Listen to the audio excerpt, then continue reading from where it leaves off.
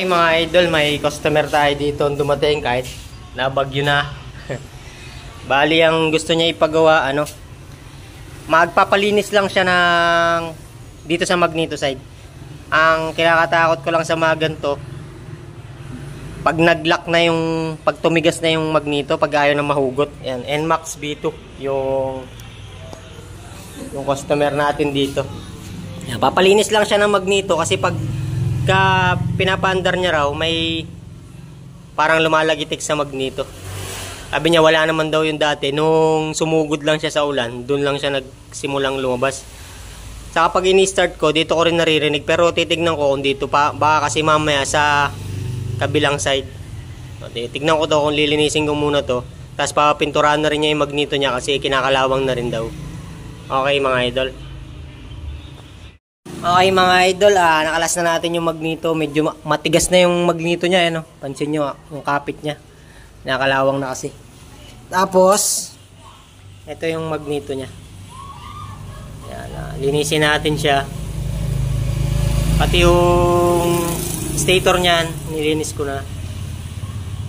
Linisin natin tapos pinturahan. Okay. Okay mga idol, yan na yung magneto niya, na liyan na natin.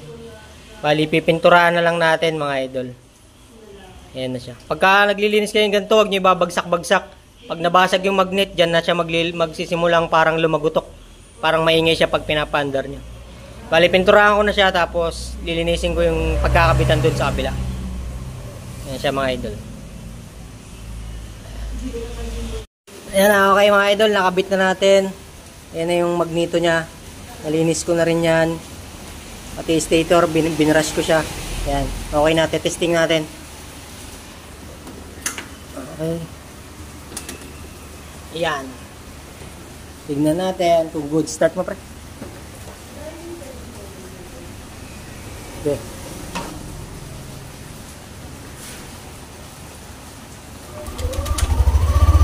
Ayan siya mga idol. Patay mo ulit. Start mo ulit. Pakinggan natin yung maingay na sinasabi mo kanina. Okay. Wala Yan. Pagka minsan kasi, pagka masyado nang madumi yung sa magneto nyo, yun may para siyang pagka-starting, may parang lalagitik siya, umiingay. Kaya papalinis nyo rin yung magneto nyo. Yan yung concern ni Idol kapag ini-start, may nalagitik dito sa may part ng magneto. Pagka ganon, subukan nyo muna linisin. Ba may mga dumi. Kasi ito, may mga dumi na siya sa loob ng magneto. Para mawala yung mga pinoproblema nyo na ganyan. Okay mga idol. Buuin na namin to. Tapos, goods na. Pagka wala nang ulan, pwede na siyang umuwi. At normal naman na yung motor niya.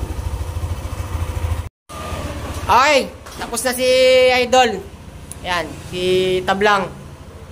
Siya yung nagpalinis ng magneto, saka yung maingay kasi yung sa gilid niya. Kaya tinanggal natin yung ingay na yun. Pero, nung nilinis natin yung magneto na wala naman yung nirereklamo niya na maingay. Uwi na si Idol. Sige.